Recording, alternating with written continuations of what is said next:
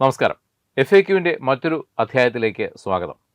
FAQവിൽ ഇന്ന് നമ്മുടെ അതിഥിയായി എത്തിയിട്ടുള്ളത് ഒരു വിശിഷ്ട വ്യക്തിത്വമാണ്. അദ്ദേഹം നിരവധി യാത്രകൾ സംഘടിപ്പിക്കുന്ന ഭാരതത്തിലെ തന്നെ ഏറ്റവും വലിയൊരു യാത്രാ സംഘാടകനായിട്ടുള്ള ഒരാളാണ് ശ്രീ മധുസൂദനൻ മേനോൻ. അദ്ദേഹം തീർത്ഥയാത്ര.com എന്നുള്ള ഒരു ട്രാവൽ ഗ്രൂപ്പിൻ്റെ സാരഥിയാണ്. നമുക്ക് അദ്ദേഹത്തിൻ്റെ യാത്രാ അനുഭവങ്ങളും മറ്റു കാര്യങ്ങളുമൊക്കെ അദ്ദേഹത്തോട് തന്നെ ചോദിച്ച് മനസ്സിലാക്കാം.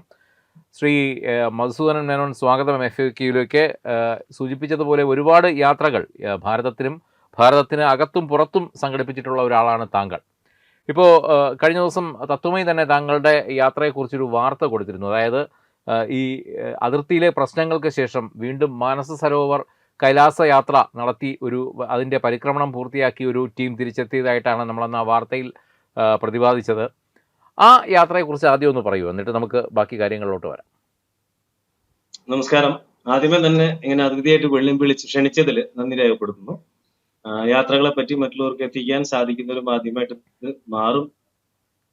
ഈ ഒരുപാട് കൈലാസത്തെ പറ്റിയും മറ്റു യാത്രകളെ പറ്റിയുള്ള വിവരങ്ങൾ മറ്റുള്ളവർക്ക് പകർന്നു കൊടുക്കാൻ സാധിക്കുമെന്ന് പ്രതീക്ഷിക്കുന്നു. മാനസരോവർ യാത്രയാണ് ഇന്നിപ്പോ തീർത്ഥാടന രംഗത്ത് ഏറ്റവും കൂടുതൽ ആൾക്കാർ ചർച്ച ചെയ്തുകൊണ്ടിരിക്കുന്നു, എല്ലാവരും ഉറ്റുനോക്കിക്കൊണ്ടിരിക്കുന്നു. 2019 കോവിഡിന് ശേഷം നമുക്ക് ഇന്ത്യൻ പാസ്പോർട്ടുള്ള ആർക്കും മാനസരോവർ കൈലാസ് യാത്ര ചെയ്യാൻ വേണ്ടി സാധിച്ചിരുന്നില്ല. കാരണം ചൈന അതിനൊരു അപ്രഖ്യാപിത വിലക്ക് ഏർപ്പെടുത്താനുണ്ടായത്. കോവിഡ് ആണ് കാരണം എന്ന് പറയുന്നുണ്ടെങ്കിൽ പോലും അതിനപ്പുറത്തുള്ള നയതന്ത്ര ബന്ധങ്ങളുടെ ചില പ്രശ്നങ്ങൾ അതിൽ ഉണ്ടായിരുന്നു എന്നുള്ളത് നമുക്ക് എല്ലാവർക്കും അറിയാവുന്നതാണ്. ഏകദേശം 5 വർഷത്തോളമാണ് ഒരു ഭാരതീയന് പോലും ഇന്ത്യൻ പാസ്പോർട്ടുമായി അങ്ങോട്ടേക്ക് കടക്കാൻ പറ്റാതിരുന്നത്. അതെ, അതും പ്രത്യേകിച്ച് സനാതന ധർമ്മത്തിലെ ഏറ്റവും പവിത്രമായ തീർത്ഥാടനം എന്ന് പറയുന്ന മാനസരോവർ കൈലാസത്തിലേക്ക് നമുക്ക് കടക്കാൻ പറ്റാതെ 5 വർഷത്തോളം. ഈ 5 വർഷം എന്ന് പറയുന്നതിൽ ഏറ്റവും പ്രധാനപ്പെട്ട 69 വയസ്സ് കഴിഞ്ഞവർക്ക് പിന്നീട് അവിടെ പരിക്രമണത്തിനോ പ്രവേശനത്തിനോ വിസ കൊടുക്കാറില്ല. അപ്പൊ ഈ 5 വർഷത്തിനിടയ്ക്ക് ലക്ഷക്കണക്കിന് ആൾക്കാർ ആഗ്രഹം ഉണ്ടായിരുന്നവർക്ക് ഈ യാത്ര ചെയ്യാൻ പറ്റാതെ പോയി, ഒരിക്കലും തിരിച്ചു വരാത്ത രീതിയിൽ അത് നഷ്ടപ്പെട്ടു. അപ്പൊ ഇത്തവണ വളരെ പുരോഗതി രണ്ട് സർക്കാരുകളും തമ്മിൽ നടത്തിയ ചർച്ചയുടെ ഭാഗമായിട്ട് യാത്ര തുറന്നു കൊടുത്തു. അപ്പൊ തുറന്നു കൊടുത്തെങ്കിൽ പോലും 2025 ഈ യാത്ര നടക്കും, 3 വർഷമായിട്ട് പല ട്രാവൽ ഏജൻസികളും ഇത്തരത്തിൽ യാത്ര നടക്കും എന്നുള്ള പ്രതീക്ഷയിൽ പൈസ കളക്ട് ചെയ്യുന്നുണ്ടായിരുന്നു, ബുക്കിംഗ്സ് എടുക്കുന്നുണ്ടായിരുന്നു, പക്ഷെ ഒന്നും നടക്കുന്നുണ്ടായിരുന്നു. അപ്പൊ അങ്ങനെ പൈസ നഷ്ടപ്പെട്ടു പോയ ഒരുപാട് കാര്യങ്ങളും കൂടി നമ്മൾ ഇതിനിടയ്ക്ക് കേട്ടു. അപ്പൊ 2025 ഈ യാത്ര തുടങ്ങും എന്ന് പറഞ്ഞ് നമുക്ക് വാർത്തകൾ കിട്ടി. അപ്പൊ ഞങ്ങൾ ഈ യാത്രയ്ക്ക് വേണ്ടി അപ്ലൈ ചെയ്ത സമയത്ത്, നമ്മൾ പെർമിറ്റിന് വേണ്ടി അപേക്ഷിച്ച സമയത്ത് ഒരു യാത്രക്കാരിൽ നിന്നും നമ്മൾ ഒറ്റ പൈസ പോലും മേടിക്കാതെയാണ്, അവരുടെ ഡീറ്റെയിൽസുകൾ മാത്രം മേടിച്ചുകൊണ്ടാണ് നമ്മുടെ കയ്യിൽ നിന്ന് പൈസ എടുത്തുകൊണ്ടാണ് യാത്രയ്ക്ക് അപ്ലൈ. കാരണം എന്തെങ്കിലും കാരണവശാൽ ഈ യാത്ര നടന്നില്ലെങ്കിൽ ആ പെർമിറ്റിന് അപേക്ഷ നൽകുന്ന പൈസ നഷ്ടപ്പെടുന്ന ഒരു അവസ്ഥ ഉണ്ടാവും.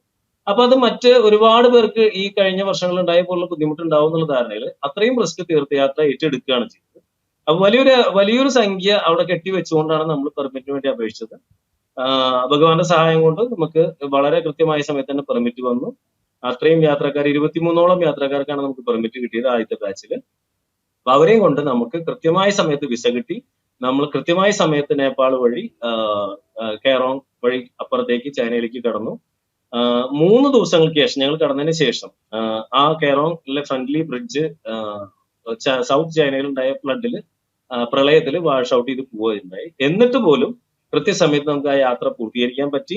23 പേർക്കും ദർശനം കൊടുക്കാൻ പറ്റി, 23 പേർക്കും പരിക്രമണം പൂർത്തിയാക്കാൻ പറ്റി എന്നുള്ളത് വലിയൊരു ഭാഗ്യമാണ്. അതിനെക്കുറിച്ചുള്ള വാർത്തയാണ്. അപ്പൊ ഞങ്ങളാണ് ശരിക്കും പറഞ്ഞാൽ സൗത്ത് ഇന്ത്യയിൽ നിന്നുള്ള ആദ്യത്തെ സംഘമായിട്ട് അവിടെ കടന്നത്. അപ്പൊ അതിനു മുമ്പ് ഗവൺമെന്റിന്റെ യാത്രാ സംഘം പോയിരുന്നു. അപ്പൊ അതുകൊണ്ട് തന്നെ സൗത്ത് ഇന്ത്യയിൽ മാത്രമല്ല ഒരുപാട് ട്രാവൽ ഏജൻസികൾ ഞങ്ങളുടെ യാത്രയെ ഉറ്റുനോക്കിക്കൊണ്ടിരുന്നു, എന്താണ് അവിടെ സംഭവിക്കുന്നത്, എവിടെയാണ് അനിശ്ചിതത്വം വരുന്നത് എന്നുള്ളത്. അപ്പൊ ഭഗവാന്റെ കടാക്ഷം കൊണ്ട് തന്നെ എന്ന് പറയേണ്ടി വരും, ഒരു ബുദ്ധിമുട്ടില്ലാതെ ഈ യാത്രാ സംഘം കൃത്യമായ യാത്ര പൂർത്തീകരിച്ച് തിരികെ തിരിച്ചു. അതിനെപ്പറ്റിയാണ് തത്വമയുടെ ന്യൂസ് വന്നിരുന്നത്, ആ യാത്രയെ.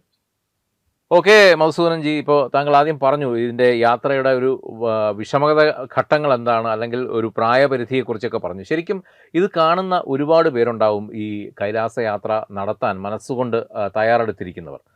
അവർ ഈ യാത്രയ്ക്കായി ഒരുങ്ങുമ്പോൾ ശ്രദ്ധിക്കേണ്ട കാര്യങ്ങൾ എന്തൊക്കെയാണ്? എന്തൊക്കെ പെർമിഷൻസ് ആണ് അവർക്ക് വേണ്ടത്? പിന്നെ അവരുടെ തന്നെ സ്വയം ആരോഗ്യം സംബന്ധിച്ചുമൊക്കെയുള്ള ഒരുപാട് ഫിറ്റ്നസ് സർട്ടിഫിക്കറ്റുകളും ഒക്കെ ആവശ്യമുള്ളതായി കേട്ടിട്ടുണ്ട്. അപ്പോൾ അതിനെക്കുറിച്ചൊന്ന് വിശദീകരിച്ച് പറയാമോ?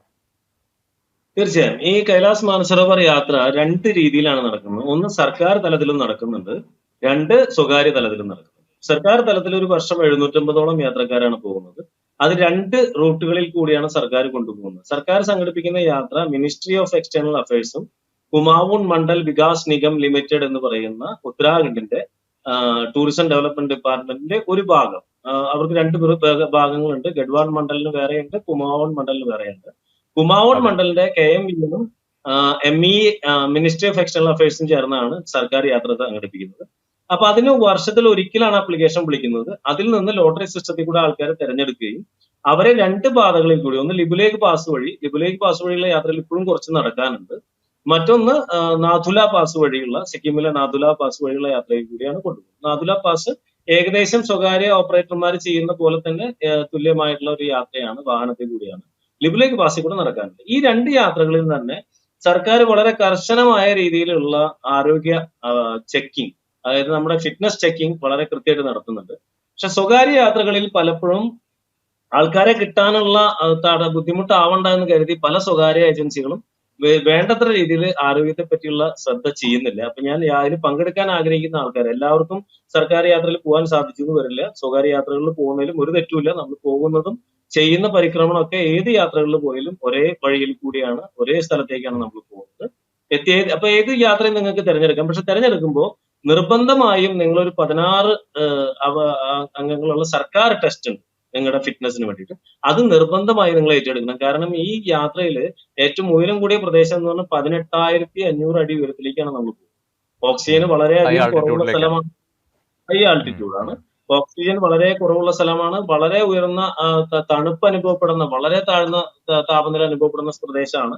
അപ്പൊ അവിടെ പോകുമ്പോൾ നമുക്ക് നമ്മുടെ ആരോഗ്യത്തെ പറ്റി, നമ്മുടെ ഹാർട്ടിന്റെ, ലങ്സിന്റെ ഒക്കെ പ്രവർത്തന ശേഷിയെ പറ്റിയിട്ട് കൃത്യമായ ഒരു ധാരണ ഉണ്ടാവുന്നതിനും അതിനനുസരിച്ച് വേണ്ട പ്രതിവിധികൾ ഉൾക്കൊണ്ടുകൊണ്ട് പോകണം എന്നുണ്ടെങ്കിൽ നിങ്ങൾ കൃത്യമായ മെഡിക്കൽ ടെസ്റ്റ് എടുക്കണം. അപ്പൊ ഞങ്ങളൊക്കെ യാത്രക്കാർക്ക് കമ്പൽസറി മെഡിക്കൽ ടെസ്റ്റ് എടുക്കുന്നുണ്ട്. അതിന്റെ എന്തെങ്കിലും കുറവ് വരുന്ന ആൾക്കാരാണെങ്കിൽ നമ്മൾ ആ യാത്രയിൽ നിന്ന് ഒഴിവാക്കും.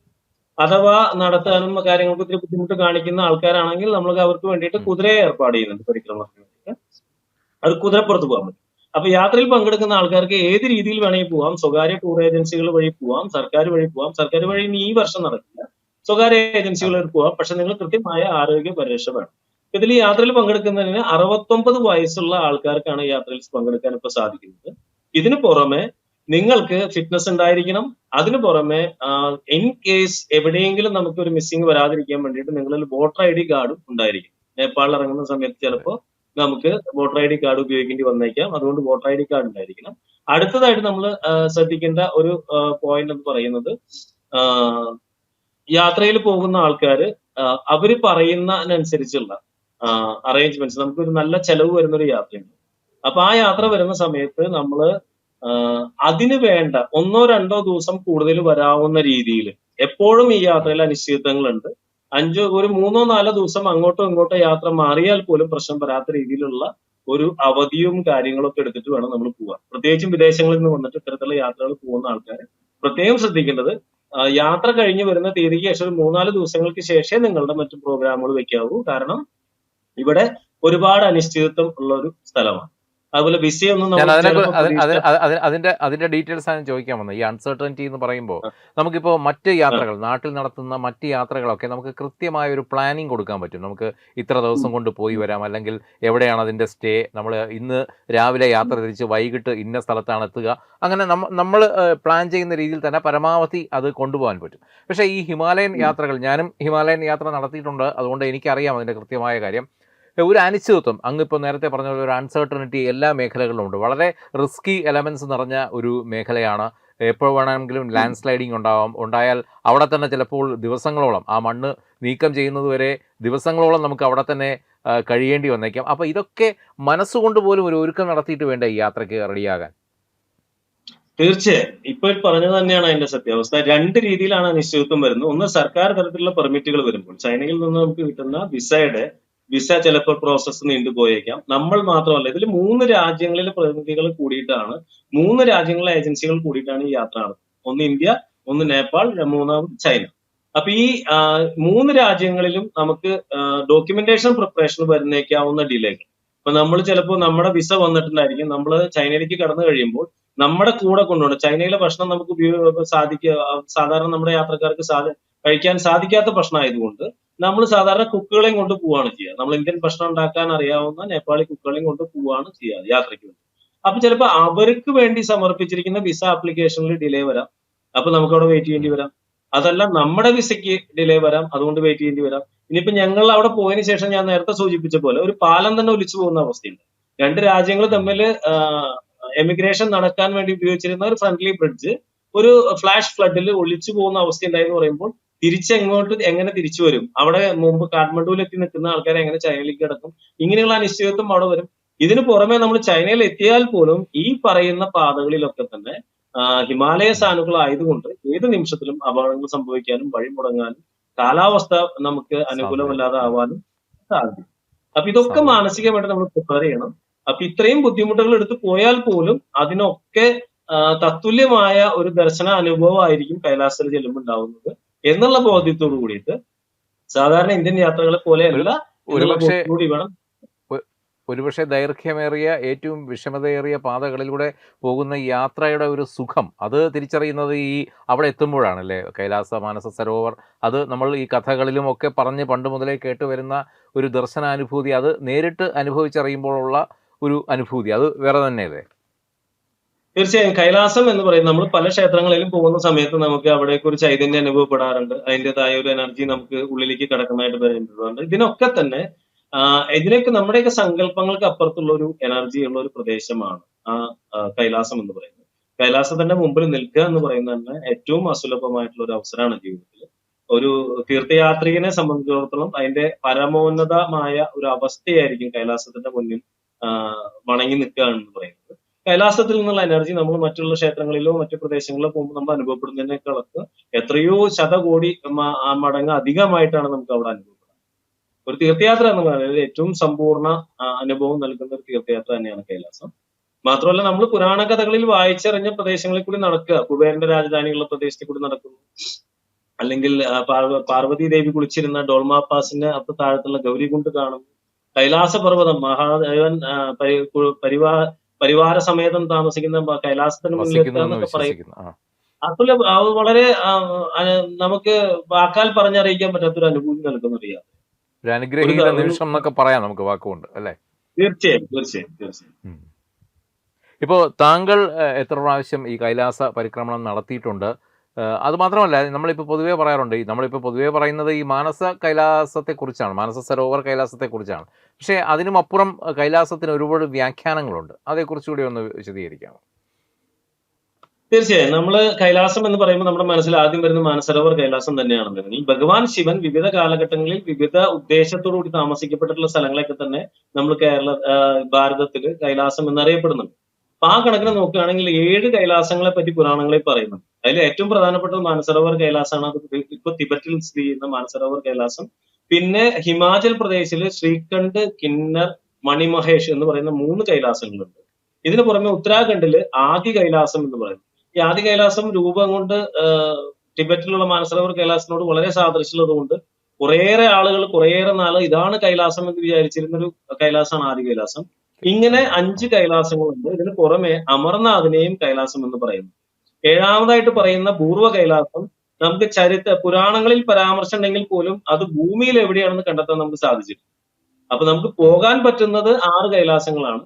അതിൽ 5 കൈലാസങ്ങൾ പോകുന്ന ആൾക്കാരെ പഞ്ചകൈലാസികൾ എന്ന് വിളിക്കുന്ന ഒരു, അതാണ് ഈ നമ്മൾ പടിയാറും കടന്നാൽ സർവമോക്ഷം എന്ന് പറയുന്നത് ഈ 6 കൈലാസങ്ങളെ ഉദ്ദേശിച്ചാണോ? 6 പടികളായിട്ടാണ് കാണുന്നത്? ആയിരിക്കണം. കാരണം പൂർവ്വ കൈലാസം എന്ന് പറയുന്നത് മെറ്റാമോർഫിക് ആണെന്നും അത് നമ്മുടെ മനസ്സിലുള്ള അഹങ്കാരത്തിൻ്റെതാണ് ആ മല കിടക്കേണ്ടത് എന്നും പറയുന്ന ആൾക്കാരുമുണ്ട്. അപ്പൊ അതുകൊണ്ട് 5 കൈലാസങ്ങൾ ദർശിക്കാൻ സാധിച്ചാൽ ഹിന്ദു വിശ്വാസ പ്രകാരം പിന്നീട് ഒരു ജന്മം എടുക്കേണ്ടി വരില്ല. അപ്പൊ നമ്മുടെ അവസാനത്തെ ജന്മത്തിലേക്ക് സർവമോക്ഷത്തിലേക്കുള്ള പ്രയാണമാണ്. അതെ അതെ, സർവമോക്ഷത്തിലേക്കുള്ള പ്രയാണമാണ്. ഒരു പരിധി വരെ പ്രത്യേകിച്ച് ഉത്തരേന്ത്യൻ ഗ്രാമങ്ങളിൽ കൂടി നമ്മൾ കൈലാസ യാത്ര ചെയ്തതിനു ശേഷം സഞ്ചരിക്കുമ്പോൾ നമുക്ക് കിട്ടുന്ന ഒരു പരിഗണന കാണുമ്പോൾ നമുക്ക് ഇതിന്റെ ഒരു അർത്ഥതലം കൂടുതൽ മനസ്സിലാവും. ഇപ്പൊ കേരളത്തിലൊന്നും അത്രയ്ക്ക് ഞാൻ കണ്ടിട്ടില്ല. പക്ഷെ ഉത്തരേന്ത്യയിലൊക്കെ നമ്മൾ കൈലാസ യാത്ര, ഞാൻ ആദ്യത്തെ എന്റെ മാനസരോവർ കൈലാസ യാത്ര സർക്കാർ യാത്രയായിരുന്നു. അത് ഞങ്ങൾ 200 ചില്ലാനം കിലോമീറ്റർ നടന്ന് 30 ദിവസത്തോളം എടുത്ത് നടന്ന് പൂർത്തീകരിച്ച യാത്രയായിരുന്നു. ഓ അപ്പൊ യാത്ര കഴിഞ്ഞ് തിരിച്ചു വരുന്ന സമയത്ത് പലയിടത്തും നമ്മുടെ വണ്ടി തടഞ്ഞു നിർത്തി, സ്നേഹത്തോടു കൂടിയിട്ടോ, അല്ലാതെ നമ്മുടെ നാട്ടിലെ ഉം, പോലുള്ള ഉം. വണ്ടി തടഞ്ഞു അതെ നിർത്തി അതെ അതെ സ്വീകരണങ്ങൾ നൽകി നമ്മളെക്കാളൊക്കെ എത്രയോ മടങ്ങ് പ്രായമുള്ള ആൾക്കാർ വരെ വന്ന് അതെ അതെ ഈശ്വര കൈലാസങ്ങളുടെ കാല് തൊട്ട് തുല്യനായിട്ടാണ് നമ്മളെയും വന്ദിക്കുന്നു. കാണുന്നത് അവർ. ആ ഈശ്വരന്റെ തീർച്ചയായും കൈലാസ സാന്നിധ്യം പരിക്രമണം കഴിഞ്ഞു തൊട്ടറിയാൻ വരുന്ന കഴിഞ്ഞു എന്നുള്ള ഒരാൾ- അതിൽ അതെ, കൈലാസ പരിക്രമണം കഴിഞ്ഞു വരുന്ന ഒരാളുടെ കാല് തൊട്ട് വന്ദിക്കുന്നതിൽ കൂടി അതിന് തുല്യമായ പുണ്യം അവർക്കും ലഭിക്കുന്നതാണ് ആ വിശ്വാസം ഉള്ളത്. അതുകൊണ്ട് തന്നെ അവിടെയൊക്കെ കേരളത്തിലാണെങ്കിൽ ഇപ്പൊ നമുക്ക് പക്ഷെ പാദപൂജ നടത്തിയാൽ വലിയ കുറ്റമാണ്. കേരളത്തിൽ കാല് തൊടുകയാണെങ്കിൽ അകത്ത് പോകുന്ന അവസ്ഥയിലാണ് ഇപ്പോൾ കാര്യങ്ങൾ അതെ പോകുന്നത്. അതെ അതെ അതെ അപ്പോ ശ്രീ എല്ലാ മധുസൂദൻജി, ഇപ്പോൾ കാലത്തും പഞ്ചകൈലാസങ്ങളെ കുറിച്ച് പറഞ്ഞു. ഇതിൽ ഏറ്റവും കാഠിന്യമേറിയ യാത്ര ഈ മാനസ സരോവർ കൈലാസത്തിലേക്കുള്ള യാത്ര തന്നെയാണോ? അല്ല, ഇതില് ഏറ്റവും കാഠിന്യമുള്ള യാത്ര എന്ന് പറയുന്നത് ശ്രീകണ്ഠ കിന്നർ കൈലാസങ്ങളിലേക്കുള്ള യാത്രയാണ് ഏറ്റവും കാഠിന്യമുള്ളത്. കാരണം അവിടെ നമുക്ക് കിന്നറിൽ ശരിക്കും ഹിമാചൽ പ്രദേശ് സർക്കാരിന്റെ കണക്കനുസരിച്ച് 21,500 അടി ഉയരത്തിലാണ് കിന്നർ കൈലാസം സ്ഥിതി ചെയ്യുന്നത്. അവിടേക്കുള്ള ഉം. യാത്ര എന്ന് പറയുന്നത്, പ്രത്യേകിച്ചും രണ്ടാം ദിവസം വരുന്ന ഗണേഷ് പാർക്കിൽ നിന്നുള്ള യാത്ര എന്ന് പറയുന്നത് വളരെ ദുഷ്കരമായ ഒരു യാത്രയാണ്. ബോൾഡേഴ്സുകളിൽ കൂടി ചാടി ചാടി ചാടി പോകേണ്ട ഒരു യാത്രയാണ്. അപ്പൊ ആ യാത്ര അവിടെ നമുക്ക് കുതിരകളുടെ സഹായം കിട്ടില്ല എന്ന് പറയുന്ന വലിയൊരു ആ, പോരായ്മ കൂടിയുണ്ട്. പ്രായമായ ചലഞ്ചാണ്. ആൾക്കാർക്ക് പോകാൻ വളരെ ബുദ്ധിമുട്ടാണ്. ഇതിനേക്കാൾ ഉയരം വലിയൊരു കുറവാണെങ്കിൽ വെല്ലുവിളിയാണ്. പോലും ഇതിനേക്കാൾ യാത്രാ ബുദ്ധിമുട്ടുള്ളതാണ് ശ്രീകണ്ഠ് കൈലാസ യാത്ര. അത് 5 ദിവസത്തോളം എടുക്കുന്ന ഒരു യാത്രയാണ്. അവിടെ നമുക്ക് എന്തൊക്കെയാണോ ട്രെക്കിംഗ് നമ്മൾ ആഗ്രഹിക്കാത്തതൊക്കെ കിട്ടുന്ന ഒരു സ്ഥലമാണ്. ചളിയായാലും മഴയായാലും മഞ്ഞായാലും തണുപ്പായാലും. അപ്പൊ ഉം, ഏറ്റവും ഉം. ദുഷ്കരമായ 2 യാത്രകൾ എന്ന് പറയുന്നത് പഞ്ചകൈലാസത്തിൽ ശ്രീകണ്ഠ് കിന്നറുമാണ്. അതിനുശേഷം ഉയരം കൊണ്ട് വരുന്നത് ആ, നമ്മുടെ മാനസരോവർ കൈലാസ യാത്ര. മാനസ സരോവർ കൈലാസം. ഈ ഇപ്പോൾ നമ്മളിപ്പോൾ യാത്രകളിലെ മഹായാത്ര എന്നാണ് കൈലാസ യാത്രയെ കുറിച്ച് പറയാറുള്ളത്. അതുകൊണ്ടാണ് നമ്മൾ ഈ അഭിമുഖ സംഭാഷണം തുടങ്ങി ആദ്യ കുറേ സമയം ഞാൻ കൈലാസത്തെക്കുറിച്ച് സംസാരിച്ചത്. അപ്പോൾ ഒരു ചോദ്യം കൂടെ കഴിഞ്ഞ് നമുക്ക് കൈലാസത്തിൽ നിന്ന് മറ്റ് സ്ഥലങ്ങളിലൂടെ പോകാം. ഇപ്പോൾ ഈ ആ കൈലാസ യാത്ര എന്ന് പറയുന്നത്, ശരിക്കും കൈലാസ പരിക്രമണം എന്ന് പറയുന്നത്, നോർമലി ഒരു യാത്ര പ്ലാൻ ചെയ്യുമ്പോൾ എത്ര ദിവസത്തെ യാത്രയാണ് അതിനകത്ത് വരുന്നത്? അത് കടന്നു പോകുന്ന പ്രധാന മേഖലകൾ ഏതൊക്കെയാണ്? തീർച്ചയായും ഇപ്പോഴത്തെ യാത്രകൾ വരുന്നത് ഏകദേശം 13-14 ദിവസങ്ങൾ എടുത്ത് പൂർത്തീകരിക്കുന്ന രീതിയിലാണ് ഇപ്പൊ സ്വകാര്യ ടൂർ ഏജൻസികളായാലും സർക്കാർ ഏജൻസികളായാലും യാത്ര പ്ലാൻ ചെയ്തിരിക്കുന്നത്. പഴയ കാലത്ത് 2014 മുമ്പ് നമുക്ക് അതിർത്തികളിലേക്കുള്ള, നമ്മുടെ ചൈന അതിർത്തിയിലേക്കുള്ള റോഡുകളൊന്നും തന്നെ പണിയപ്പെട്ടിരുന്നില്ല എന്നുള്ളത് കൊണ്ട് സമയങ്ങളിലുള്ള യാത്രകൾക്ക് നമുക്ക് ദാർച്ചുല പോലുള്ള സ്ഥലങ്ങളിൽ നിന്ന് നടന്ന് 6-7 ദിവസത്തെ നടത്തത്തിന് ശേഷമാണ് നമ്മൾ അതിർത്തിയിൽ എത്തിയിരുന്നത്. അവിടുന്ന് പിന്നെ തിരിച്ച് അതിർത്തി നടന്നിട്ടുള്ള വളരെ ലെങ്തി ആയിട്ടുള്ള യാത്രകളായിരുന്നു. ഇപ്പോൾ 2014 ശേഷം അതിർത്തിയിലേക്കുള്ള റോഡുകളൊക്കെ തന്നെ വളരെയധികം മനോഹരമായ രീതിയിൽ തന്നെ നിർമ്മിക്കപ്പെട്ടിട്ടുണ്ട്. അതുകൊണ്ട് ഇപ്പോൾ നമ്മൾ ലിപുലേഖ് പാസ് വഴി നടന്നു പോകുന്ന യാത്രയാണെങ്കിൽ പോലും നമുക്ക് ലിപുലേഖ് പാസ് വരെ തന്നെ നമ്മുടെ റോഡുകൾ ആയിട്ടുണ്ട്. അപ്പൊ അതുകൊണ്ട് ഈ നടത്തത്തിന്റെ ദൈർഘ്യം കുറഞ്ഞൊരു 13 ദിവസത്തെ യാത്രയാണ് നമ്മൾ പ്രതീക്ഷിക്കുന്നത്. ഈ 13 ദിവസത്തെ യാത്രയ്ക്ക് ശേഷം നമ്മൾ അവിടെ എത്തുകയാണെങ്കിൽ നമ്മുടെ പരിക്രമണം ആരംഭിക്കുന്നത് ദാർച്ചനയിൽ നിന്നാണ്. 52 കിലോമീറ്ററോളം വരുന്ന ഒരു പരിക്രമണ പാതയാണ് കൈലാസത്തിനായിട്ടുള്ളത്. അപ്പൊ ചില ആൾക്കാർ അതിൽ 4-ൽ 3 ഭാഗം മാത്രം ചെയ്യുന്ന ആൾക്കാരുണ്ട്, ചിലർ പൂർണ്ണമായിട്ട് ചെയ്യുന്ന ആൾക്കാരുണ്ട്. ഇനി ബോൺ മതക്കാര് എന്ന് പറയുന്നവര് കിടന്നുകൊണ്ട് ഓരോ തവണയും നമസ്കരിച്ച് ആ നമസ്കരിക്കുന്ന ദൂരം കുറച്ചുകൊണ്ട് രീതിയിൽ 25 ദിവസത്തോളം എടുത്തിട്ട് കൈലാസം പരിക്രമണം ചെയ്യുന്നുണ്ട്. പക്ഷെ സാധാരണ നിലയ്ക്ക് ഇന്ത്യയിൽ നിന്ന് പോകുന്ന ആൾക്കാരെ സംബന്ധിച്ചിടത്തോളം നടന്നായാലും കുതിരപ്പുറത്തായാലും ഈ പരിക്രമണത്തിന് 3 ദിവസം എടുക്കും.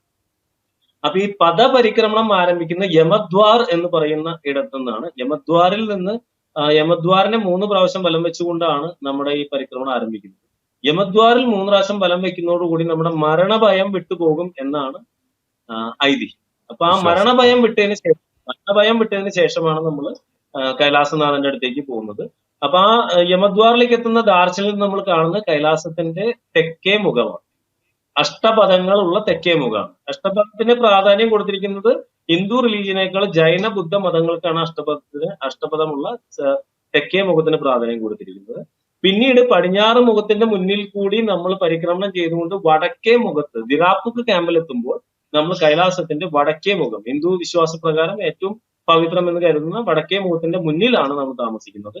അപ്പൊ നമ്മൾ വടക്കേ മുഖം കാണും. പിന്നീട് അന്നത്തെ ദിവസത്തെ യാത്രയ്ക്ക് ശേഷം പിന്നീടാണ് നമ്മൾ ഇതിലെ ഏറ്റവും ഉയരം കൂടിയ ഡോൾമ പാസ്, 18,500 അടിയുള്ള ഡോൾമ എന്ന വാക്കിന് ടിബറ്റൻ ഭാഷയിൽ പാർവതി ദേവി എന്നാണ് അർത്ഥമുള്ളത്. അപ്പൊ ആ പാസ് വഴി നമ്മൾ കടന്നു പോകുന്ന സമയത്ത് നമുക്ക് കിഴക്കേ മുഖം മറ്റു മുഖങ്ങളെ പോലെ പരന്നൊരു മുഖമല്ല, കുറച്ച് കൂർത്ത നീളത്തിൽ പോയിരിക്കുന്ന ഒരു മുഖമാണ്. നല്ല കാലാവസ്ഥയാണെന്നുണ്ടെങ്കിൽ നമുക്ക് കിഴക്കേ മുഖത്തിന്റെയും ചെറിയ ഭാഗങ്ങൾ കാണാൻ സാധിക്കും. അപ്പൊ ഇതിന് ശേഷം നമ്മൾ അവിടെ കാണുന്ന പ്രധാനപ്പെട്ട കാഴ്ച എന്ന് പറയുന്നത് ഗൗരികുണ്ടാണ്. പാർവതി ദേവി കുളിക്കാൻ എത്തുന്നു എന്ന് വിശ്വസിക്കുന്ന ഗൗരികുണ്ടാണ് നമ്മൾ കാണുന്നത്. ഇതിനുശേഷം നമ്മൾ വീണ്ടും തിരിച്ച് സുതുൽഫുക്ക് വഴി ദറച്ചനിലേക്ക് തിരിച്ചെത്തുന്ന സമയത്ത് നമ്മുടെ പരിക്രമണം പൂർത്തീകരിക്കും. ഇതില് ഏറ്റവും പ്രധാനം നമുക്ക് വടക്കേ മുഖം തന്നെയാണ്. വടക്കേ മുഖത്താണ് നമ്മൾ ഏറ്റവും കൂടുതൽ സമയം ചെലവഴിക്കുന്നത്. നമ്മൾ താമസിക്കുന്നത് വടക്കേ മുഖത്ത്. അവിടെയാണ് വടക്കുന്നാഥന്റെ ദർശനം നമുക്ക് കിട്ടുന്നത്. ഇപ്പൊ ഏതായാലും താങ്കൾ അത് വിവരിക്കുന്നത് വഴി ഞാൻ മനസ്സുകൊണ്ട് ഒരു പരിക്രമണം നടത്തുകയായിരുന്നു കൈലാസത്തിലൂടെ. ഇതിനു പുറമെ നമ്മൾ ഈ യാത്രയിൽ കാണുന്ന രണ്ട് പ്രധാനപ്പെട്ട സംഭവങ്ങൾ, ഒന്ന് മാനസരോവർ തടാകമാണ്, മറ്റൊന്ന് രാക്ഷസ്ഥാളാണ്. ബ്രഹ്മാവിന്റെ മനസ്സിൽ നിന്ന് അദ്ദേഹം സൃഷ്ടിച്ച മനോഹരമായ മാനസരോവർ തടാകം, അത് സെലസ്റ്റിയൽ ബോഡീസ്, അതായത് ദേവ, ഗന്ധർവ, കിന്നര, യക്ഷ തുടങ്ങിയ അപ്സരസുകൾ തുടങ്ങിയ എല്ലാ ആകാശ താമസിക്കുന്ന അല്ലെങ്കിൽ സ്വർഗവാസികളായ എല്ലാവരും വന്ന് കുളിക്കുന്ന സ്ഥലമാണ് മാനസരോവർ തടാകം എന്നാണ് പറയുന്നത്. അതീവ മനോഹരമായ, മാത്രമല്ല നമുക്ക് രാജഹംസങ്ങളെ കാണാൻ സാധിക്കുന്ന ഒരു പ്രദേശമാണ്. അതീവ മനസ്സിന് വളരെയധികം സന്തോഷം നൽകുന്ന ഒരു അനുഭൂതിയുള്ള ഒരു പ്രദേശമാണ് ഈ മാനസരോവർ തടാകം. അത് ലോകത്തെ ഏറ്റവും ഉയരത്തിൽ നിൽക്കുന്ന ശുദ്ധജല തടാകമാണ്. ഏകദേശം 250 സ്ക്വയർ കിലോമീറ്ററോളം വലിപ്പമുള്ള തടാകം. അതിന്റെ തൊട്ടടുത്ത് തന്നെ 4 കിലോമീറ്റർ അപ്പുറത്ത് നിൽക്കുന്നത് രാക്ഷസ്ഥാളാണ്. രാക്ഷസ്ഥാളിനെ പറ്റി പറയുന്ന രണ്ട് ഐതിഹ്യങ്ങൾ, സാധാരണ പ്രാമുഖ്യം കിട്ടിയിട്ടുള്ള രണ്ട് ഐതിഹ്യങ്ങളുണ്ട്. അതിൽ ഒന്ന് എന്ന് പറയുന്നത് കൈലാസം ഇളക്കി കൊണ്ടുപോകാൻ വേണ്ടി ശ്രമിച്ച രാവണന്റെ വേർപ്പ് വീണാണ് ഇത് ഉണ്ടായത് എന്ന് പറയുന്നത്. എന്നാൽ അതേസമയം മാനസരോവർ രാക്ഷസ്ഥാളിന് നടുക്ക് കാണുന്ന ഒരു ദ്വീപിലാണ് ബ്രഹ്മാവിനെ പ്രീതിപ്പെടുത്താൻ വേണ്ടി രാവണൻ തപസ്സനുഷ്ഠിച്ചതെന്നും തന്റെ 9 ശിരസ്സുകളും അർപ്പിച്ചതും അവിടെ തന്നെയാണെന്നും 10ാമത്തെ അർപ്പിക്കാൻ തുടങ്ങിയപ്പോഴാണ് ബ്രഹ്മദേവൻ പ്രത്യക്ഷപ്പെട്ട് അദ്ദേഹത്തിന് വരം നൽകിയെന്ന് പറയുന്നത്. അപ്പൊ ഇത് രണ്ടും പലപ്പോഴും നമ്മൾ പല സ്ഥലങ്ങളിലും പോകുമ്പോൾ പുരാണത്തിലെ കഥകളായിട്ട് കോൺട്രഡിക്റ്റിംഗ് ആവാമെന്നുണ്ടെങ്കിൽ പോലും രാക്ഷസ്ഥാളില് ഒരു നെഗറ്റിവിറ്റി ഉണ്ട് എന്നുള്ളത് അവിടെ പോയിട്ടുള്ള എല്ലാവരും സംഭവിക്കും. ഒരൊറ്റ ജീവി പോലും നമുക്ക് ആ തടാകത്തിൽ കാണാൻ പറ്റില്ല. വെള്ളത്തിന് ഉപ്പുരസാണ്. മാത്രമല്ല അതിന്റെ കരയിൽ ഒരു 10 മിനിറ്റ് ചെലവഴിക്കുമ്പോൾ തന്നെ നമ്മുടെ മനസ്സിലുള്ള എല്ലാ സന്തോഷത്തെയും അത് വാർത്തെടുക്കുന്നത് പോലെ നമുക്ക് അനുഭവം. 4 കിലോമീറ്റർ അപ്പുറത്ത് സ്ഥിതി ചെയ്യുന്ന രണ്ട് തടാകങ്ങൾ തമ്മിൽ തുലവും വ്യത്യസ്തമായ അന്തരീക്ഷമാണ് രണ്ട് തടാകങ്ങൾ. മാനസരോവറിൽ നിറയെ പക്ഷിമൃഗാദികളൊക്കെ നമുക്ക് കാണാൻ സാധിക്കും. വളരെ പ്രസന്നമായ അന്തരീക്ഷമാണ്. അതേസമയം രാക്ഷസ്ഥാളിൽ ഒരു പക്ഷികളെ പോലും നമുക്ക് കാണാൻ സാധിക്കില്ല. വളരെ മ്ലാനമായ അന്തരീക്ഷം. ഇത് രണ്ടും കൂടിയും ഈ യാത്രയിൽ നമ്മൾ സന്ദർശിക്കുന്ന ഇതാണ്. പിന്നെ സ്വകാര്യ യാത്രക്കാര് നേപ്പാൾ വഴി കൊണ്ടുപോകുമ്പോൾ പശുപതിനാഥ ക്ഷേത്രം സാധാരണ നിലയ്ക്ക് നമുക്ക് കാണാൻ സാധിക്കാറുണ്ട് അവിടെ. അതുപോലെ ബുദ്ധ നാരായണൻ എന്ന് പറയുന്ന കിടന്നുകൊണ്ടുള്ള നാരായണ പ്രതിഷ്ഠ ഭഗവാന് കാണാൻ ആ ക്ഷേത്രത്തിലേക്ക് നമ്മളെ കൊണ്ടുപോകാറുണ്ട്. ചില ആൾക്കാരൊക്കെ തന്നെ കുറച്ചും കൂടി നേപ്പാൾ 1-2 ദിവസം കൂടുതൽ നിൽക്കുന്ന രീതിയിലും യാത്രകൾ പ്ലാൻ ചെയ്യാം. അപ്പൊ ഇത്രയും പ്രധാനപ്പെട്ട ഒരുപാട് സ്ഥലങ്ങൾ നമുക്ക് ഈ യാത്രയിൽ കാണാൻ വേണ്ടി സാധിക്കും. ഇപ്പോൾ ഞാൻ നേരത്തെ സൂചിപ്പിച്ചതുപോലെ യാത്രകളിലെ മഹായാത്ര എന്നാണ് ഈ യാത്ര അറിയപ്പെടുന്നത്. അതുകൊണ്ട് തന്നെയാണ് ഞാൻ കൂടുതൽ സമയവും ഇതിനു വേണ്ടി മാറ്റിവെച്ചത്. ഇപ്പോൾ നമ്മൾ മറ്റ് വിഷയങ്ങളിലോട്ട് വരികയാണെങ്കിൽ മറ്റ് പ്രധാനപ്പെട്ട ഭാരതത്തിലെ അകത്തും പുറത്തും തീർത്ഥയാത്ര.com നടത്തുന്ന യാത്രകൾ ഏതെല്ലാമാണ്? അതിൻ്റെ ഈ അപ്ലൈ ചെയ്യേണ്ട രീതി എന്താണ് ഈ യാത്രയ്ക്ക് താല്പര്യമുള്ളവർ?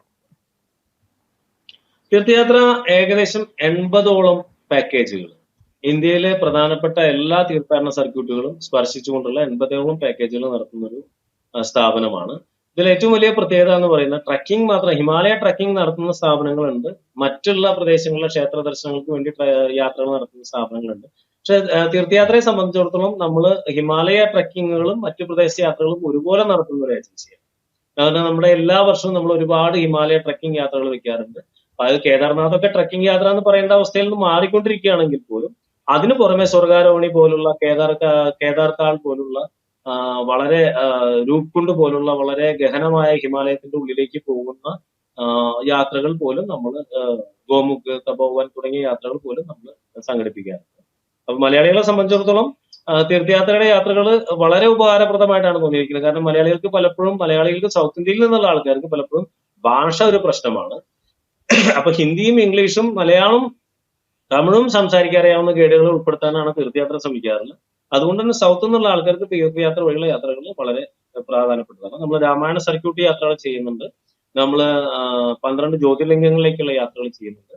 ഇതിന് പുറമെ പല എല്ലാ സംസ്ഥാനങ്ങളിലും നമ്മൾ തീർത്ഥാടനത്തിന്റെ മാത്രമായിട്ട് അതൊരു പ്രത്യേകതയാണ്. നമ്മൾ മറ്റൊരു വിധത്തിലുള്ള പാക്കേജുകളും ചെയ്യില്ല. നമ്മൾ തീർത്ഥാടന യാത്രകൾ മാത്രമേ ചെയ്യൂ. ഇതിന് പുറമെ അത് ഈ ഇന്ത്യക്ക് പുറത്ത് റീജിയൻ കംബോഡിയ, റീജിയൻ ബേസ്ഡ് ആണോ? റീജിയൻ ബേസ് ആണോ? ഓരോ പ്രദേശം കണക്കിലെടുത്തുകൊണ്ടാണോ? ഓരോ യാത്രകൾക്ക് ഒരു തീം നമ്മൾ കണക്കാക്കിയിട്ടുണ്ട്. അതായത് ഇപ്പൊ ഉം. നമ്മൾ മധ്യപ്രദേശിൽ പോവുകയാണെന്നുണ്ടെങ്കിൽ അവിടെ നമുക്ക് 2 ജ്യോതിർലിംഗങ്ങൾ കവർ ചെയ്യാൻ പറ്റും. അതിനോടനുബന്ധിച്ച് ബന്ധപ്പെട്ട് വരുന്ന തീർത്ഥാടന കേന്ദ്രങ്ങൾ മാത്രം ഉൾപ്പെടുത്തിക്കൊണ്ടാണ്. പലപ്പോഴും നമ്മൾ ഉം. മറ്റ് സ്ഥലങ്ങളിലേക്ക് യാത്ര പോവാറില്ല. പിന്നെ സുഖവാസ ഇന്ത്യക്ക് പുറത്ത് കേന്ദ്രങ്ങളല്ല, തീർത്ഥാടന കേന്ദ്രങ്ങൾ അല്ലേ? തീർത്ഥാടനം തന്നെയാണ്. അത് ആ തീർത്ഥയാത്ര.com എന്ന പേരിൽ കൂടി പറയുന്ന സന്ദേശം വളരെ അതെ അതെ കൃത്യമാണ്. അതെ. ഇവിടെ തീർത്ഥയാത്രകൾ മാത്രമേ നമ്മൾ ചെയ്യുന്നുള്ളൂ. അത് തീർത്ഥയാത്ര എന്നുള്ള രീതിയിൽ ഒരു ധനസമ്പാദന മാർഗം എന്നുള്ളതിനുപരിയായി ആ തീർത്ഥയാത്രയുടെ ഒരു പരിഭാവനതയും അതിന്റേതായ ഒരു അന്തരീക്ഷം നിലനിർത്തിക്കൊണ്ട് മാത്രമേ നമ്മൾ ഈ ഈ യാത്രകൾ സംഘടിപ്പിക്കുക. ചെയ്യാറുള്ളൂ. ഉം. സാധാരണ ഗ്രൂപ്പ് ഇപ്പം യാത്രകളാണ്. ഈ 40 പേര്. ആ, അല്ല, ചോദിക്കാൻ വന്നത് ഇപ്പോൾ ഈ കോവിഡിന് മുമ്പും ഇപ്പോൾ താങ്കൾ പറഞ്ഞ ഈ കൈലാസ യാത്ര നടക്കാതെ പോയൊരു 5 വർഷം, ഇതിന് മുമ്പും ഇതിന് ശേഷവുമൊക്കെ ഭാരതത്തിലും പുറത്തുമൊക്കെ ഒരുപാട് യാത്രകൾ നടത്തിയിട്ടുള്ള ആളാണ് അങ്ങ്. അപ്പോൾ ഈ ഭാരതത്തിൽ ഇപ്പോൾ നമുക്കറിയാം, മോദി ഗവൺമെൻറ് വന്നതിന് ശേഷം സ്പിരിച്വൽ ടൂറിസത്തിന് വലിയൊരു പ്രാധാന്യം നൽകുന്നുണ്ട്. ഇപ്പോൾ അറിയപ്പെടാതെ കിടന്ന പല സ്ഥലങ്ങളും അറിയപ്പെട്ടു തുടങ്ങി. പലരും ആ സ്ഥലങ്ങൾ തേടിപ്പിടിച്ച് പോകാൻ തുടങ്ങി. വലിയ രീതിയിൽ നമ്മുടെ പരമ്പരാഗതമായ അല്ലെങ്കിൽ പ്രാചീനമായ ഒരുപാട് നഗരങ്ങളൊക്കെ ഉണ്ട്, ക്ഷേത്ര കേന്ദ്രീകൃതമായ നഗരങ്ങൾ. ആ നഗരങ്ങൾക്കൊക്കെ വലിയ പ്രാധാന്യം വരുന്നു. എങ്ങനെ കാണുന്നു ഈ ഒരു മാറ്റത്തെ? ഇത് അടുത്ത ഒരു ഈ ഭാരതത്തിൻ്റെ ഈ പറഞ്ഞതുപോലെ ആധ്യാത്മിക ടൂറിസത്തെ എത്രത്തോളം സ്വാധീനിക്കും, എത്രത്തോളം പ്രയോജനപ്പെടുമെന്നാണ് താങ്കൾ കരുതുന്നത്? വളരെ കാലിക പ്രസക്തിയുള്ള ഒരു ചോദ്യമാണ് ചോദിച്ചിരിക്കുന്നത്. കഴിഞ്ഞ 15-20 വർഷങ്ങളായി ഭാരതത്തിലെമ്പാടും സഞ്ചരിച്ചുകൊണ്ടിരിക്കുന്ന ഒരു വ്യക്തി എന്നുള്ള നിലയിൽ എന്റെ കൺമുമ്പിൽ എനിക്ക് കാണാൻ സാധിക്കുന്നതെന്ന് പറഞ്ഞാൽ ഭാരതം ഒന്ന് ഇൻഫ്രാസ്ട്രക്ചറിൽ വന്നിരിക്കുന്ന വലിയ മാറ്റം. പല ദുർഘടമായ പാതകളും ഇന്ന് 4 വരി പാതകളായി സുഗമമായി സഞ്ചരിക്കാവുന്ന 4 വരി ഉം. പാതകളായി മാറിക്കഴിഞ്ഞു. അപ്പൊ ഇന്ത്യയില് ഇൻഫ്രാസ്ട്രക്ചറിൽ വന്നിരിക്കുന്ന മാറ്റം ലോകരാഷ്ട്രങ്ങൾ പറയുന്നതിനേക്കാൾ ഉപരി ഞാൻ നേരിട്ട് കണ്ടറിഞ്ഞിട്ടുള്ള ഒരാളാണ്. ഏറ്റവും ദുർഘടമായ ഹിമാലയ പാതകളിൽ കൂടി പോലും ഇന്ന് വളരെ സുഗമമായി നമുക്ക് സഞ്ചരിക്കാവുന്ന രീതിയിലുള്ള റോഡുകൾ വന്നു. ഇപ്പൊ ചാർധാം യാത്രയ്ക്ക് മുമ്പ് പോയിട്ടുള്ളവർക്ക് അറിയാൻ പറ്റും ഇപ്പോഴത്തെ റോഡും പണ്ടുണ്ടായിരുന്ന റോഡും തമ്മിലുള്ള വ്യത്യാസം എന്താണ്. അപ്പൊ അതിന്റെ ഭാഗമായിട്ട് ഇപ്പൊ ഞങ്ങൾ ആദ്യകാലത്ത് നൈമിഷാരണ്യം എന്ന് പറയുന്നത് സനാതന ധർമ്മത്തിന്റെ ഈറ്റില്ലം എന്ന് പറയാവുന്ന ഒരു സ്ഥലമാണ്. 18 പുരാണങ്ങൾ അതെ. രചിക്കപ്പെട്ട സ്ഥലമാണ്. അപ്പൊ ആ 18 പുരാണങ്ങള് ഭാഗവതം രചിക്കപ്പെട്ട സ്ഥലമാണ്. അപ്പൊ അവിടെ ആ ഒരു ഈറ്റില്ലത്തിലേക്ക് ആദ്യകാലത്ത് ഞങ്ങൾ യാത്ര സംഘടിപ്പിക്കുമ്പോൾ അങ്ങോട്ടുള്ള വഴി എന്ന് പറയുന്നത് അവിടത്തുകാർക്ക് പോലും അറിയില്ല. പലപ്പോഴും അതീവ നമ്മൾ വഴി നിർത്തി ദുർഘടമായിരുന്നു. ആരോട് അവർക്ക് പോലും നൈമിഷാരണ്യത്തിലേക്കുള്ള വഴി അറിയാത്തൊരു അവസ്ഥയുണ്ടായി. ഇന്ന് നൈമിഷാരണ്യത്തിൽ ഒരു സർക്യൂട്ട് നിർമ്മിച്ചുകൊണ്ടിരിക്കുകയാണ്. വലിയ വഴി വരുന്നു. ആ പ്രദേശത്തെ ക്ഷേത്രത്തിന് പ്രാധാന്യം കൊടുക്കുന്നു. അവിടുത്തെ ചക്രതീർത്ഥം ലോകത്തുള്ള എല്ലാ തീർത്ഥങ്ങളും സമന്വയിപ്പിച്ച് ദധീജി മഹർഷിക്ക് വേണ്ടിയിട്ട് ദേവേന്ദ്രൻ കൊടുത്ത ചക്രതീർത്ഥം ഇന്ന് ഒരു പുനരുദ്ധാരണത്തിലേക്ക് എത്തിയിരിക്കുകയാണ്. അപ്പൊ എല്ലാ അർത്ഥത്തിലും പിന്നെ യുപിയുടെ കഥ നിങ്ങൾക്ക് പറയേണ്ട കാര്യമില്ല. ഇപ്പൊ അയോധ്യ വന്നിരിക്കുന്നു. അതെ. കാശി ഒരു കാലത്ത് വളരെ ഇടുങ്ങിയ ദുർഗന്ധം വമിക്കുന്ന ചളിവെള്ളം ഒഴുകുന്ന വഴിയിൽ കൂടി തലകുമ്പിട്ടുകൊണ്ട് നടന്നു പോയി കാണേണ്ടിയിരുന്ന കാശി വിശ്വനാഥ ക്ഷേത്രത്തിന്റെ ഇന്നത്തെ അവസ്ഥ. ഇപ്പൊ മണികർണിക ഘാട്ട് പോലും അവിടെ പുതിയതായിട്ട് ഇപ്പോ വീണ്ടും അതെ പുനർനിർമ്മിച്ചുകൊണ്ടിരിക്കുകയാണ്. അതെ. അപ്പൊ ഇതിന്റെ തീർച്ചയായും പറയാൻ പറ്റുന്നത് ഇന്ത്യയുടെ ആഭ്യന്തര ടൂറിസം എന്ന് പറയുന്നത് തീർച്ചയായും തീർത്ഥാടനം തന്നെയാണ്. അപ്പൊ ഈ തീർത്ഥാടനം വഴി അതെ. നമ്മളുടെ ആഭ്യന്തര ഉൽപാദനം GDP-യിലും വലിയ വർധനവ് ഉണ്ടാവാൻ സാധ്യതയുണ്ട്. കാരണം ഉം. ഇന്ന് എല്ലാവരും കോവിഡിന് ശേഷം വന്നൊരു മാനസികാവസ്ഥയും കൂടിയുണ്ട്. എല്ലാവരും യാത്ര ചെയ്യാൻ തയ്യാറാണ്. ആ യാത്ര ചെയ്യുന്ന സമയത്ത് തന്നെ ഇത്തരത്തിൽ സ്പിരിച്വൽ ടൂറിസം എന്ന് പറയുന്നത് വളരെ വളരെ വളരെ വലുതായിക്കൊണ്ടിരിക്കുകയാണ്. പുതിയ പുതിയ സ്ഥലങ്ങൾ ഉം. വരുന്നു. നമ്മൾ പുരാണങ്ങളിൽ വായിച്ച് കേട്ട് മറന്നു പോയ സ്ഥലങ്ങളിലേക്ക് പോലും ആൾക്കാർ യാത്രകൾ സംഘടിപ്പിക്കുന്നു. എല്ലാ യാത്രകൾക്കും ധാരാളം പേരെ കിട്ടുന്നു. മറ്റൊരു പ്രത്യേകത ഞാൻ ശ്രദ്ധിച്ചിട്ടുള്ളത് ആദ്യകാലത്തൊക്കെ ഒരു 15-20 വർഷം മുമ്പൊക്കെ കാശിയിൽ പോകുമ്പോൾ നമ്മൾ അവിടെ കാണുന്നത് ആരതി കാണാനൊക്കെ നിൽക്കുന്നത് വളരെ പ്രായമായ ഒരു ജനക്കൂട്ടത്തിനെയാണ് കാണുന്നത്. അതെ അതെ. 60 കഴിഞ്ഞവര്, ചുണങ്ങിയ ശരീരമുള്ള ആൾക്കാരൊക്കെ അങ്ങനെയൊക്കെയാണ് നമ്മൾ കാണാറുള്ളത്. പക്ഷെ ഇന്ന് നമ്മൾ ഈ ക്ഷേത്രങ്ങളിൽ പോകുമ്പോൾ ഹരിദ്വാറിലായാലും ആബാല ഋഷികേശിലായാലും വൃദ്ധജനവും ഉണ്ട്. അതായത് വാരണാസിയിലായാലും നമ്മൾ കാണുന്നത് വളരെ ചെറുപ്പക്കാര്, അതായത് അടുത്ത തലമുറ എന്ന് വിളിക്കാവുന്ന ഇപ്പൊ അത്രയും ഉം. ചെറുപ്പക്കാരായ വളരെ ആവേശത്തോടെ അതിന്റെ എല്ലാ ഭാവങ്ങളും ഉൾക്കൊണ്ടുകൊണ്ട് ആരതിയിൽ പങ്കെടുക്കുന്ന കാഴ്ചയാണ് നമ്മൾ. ഇത് വളരെ മനസ്സിന് ഉം. സന്തോഷം തരുന്ന ഒരു സാധനം. അപ്പൊ എനിക്ക് പറയാൻ പറ്റുന്ന ഒരു കേസ് വെച്ചാൽ ഈ ധർമ്മത്തിന്റെ ഒരു ആ, തിരിച്ചുവരവ് അല്ലെങ്കിൽ അതിന്റെ ഒരു പുനരുജ്ജീവനം നമുക്ക് ഈ ഭാരതത്തിലെമ്പാടുമുള്ള യാത്രകളിൽ കാണാൻ സാധിക്കുന്നുണ്ട്. മാത്രമല്ല നമ്മള് അതിന് നമുക്കൊരു റിസർജൻസ് എന്നൊക്കെ വേണമെങ്കിൽ പറയാവുന്നതാണ്. ആ രീതിയിൽ അതെ. തന്നെ ഇത് ഉയർന്നു വരുന്നുണ്ട്. അതിനനുസൃതമായ രീതിയിലുള്ള നിർമ്മാണ പ്രവർത്തനങ്ങൾ കേന്ദ്ര സർക്കാരിന്റെ ഭാഗത്ത് ഉണ്ടാവുന്നുണ്ട്. ആ സർക്യൂട്ടുകൾ തിരിച്ചറിയപ്പെടുന്നുണ്ട്. അപ്പൊ ഇന്ത്യ തന്നെ ഒരു ലോകത്തിന്റെ ഒരു സ്പിരിച്വൽ ടൂറിസത്തിന്റെ കേന്ദ്രമായി മാറുന്ന രീതിയിലേക്ക് കാര്യങ്ങൾ വളർന്നു വരുന്നു. അത് വളരെ സന്തോഷം തോന്നുന്ന അനുഭവപ്പെടുന്ന ഒരു കാര്യം. ഏതായാലും വലിയ മഹത്തരമായ ഒരു കാര്യമാണ് അങ്ങ് ചെയ്യുന്നത്. കാര്യം ഈ സ്വയം യാത്ര ചെയ്യുമ്പോൾ തന്നെ നമുക്ക് മനസ്സിന് എത്രത്തോളം അനുഭൂതി ഉണ്ടാകുന്നു, ആനന്ദമുണ്ടാകുന്നു എന്നൊക്കെ നമുക്കൊക്കെ സ്വയം തിരിച്ചറിയാൻ പറ്റും. പക്ഷേ ആ ഒരു അനുഭൂതിയും ആനന്ദവും ഒക്കെ മറ്റുള്ളവർക്ക് കൂടി പകർന്നു കൊടുക്കുക എന്നുള്ളിടത്താണ് ഏറ്റവും വലിയ ഒരു നിർവൃതി കൈവരുന്നത്. അതിന് അങ്ങയും അങ്ങയുടെ നേതൃത്വത്തിലുള്ള തീർത്ഥയാത്ര.comഉം ഏറെ മുന്നോട്ട് പോയിരിക്കുന്നു. ഇനിയും ഇത്തരത്തിലുള്ള ഒരുപാട് ഡെസ്റ്റിനേഷൻസ് കേന്ദ്രീകരിച്ചുള്ള ദൂരങ്ങൾ താണ്ടാനുണ്ട്. വിജയകരമായി ആ തീർത്ഥയാത്ര മുന്നോട്ട് പോകട്ടെ എന്ന് ആശംസിക്കുന്നു. ആശംസയ്ക്ക് എല്ലാ താങ്ക് യു. വിധത്തിലും നന്ദി രേഖപ്പെടുത്തുന്നു. തീർച്ചയായും അതിനുള്ള ശ്രമങ്ങൾ തീർത്ഥയാത്രയുടെ ഭാഗത്തു നിന്നുണ്ടായി. Okay. Thank you. Thank you very much.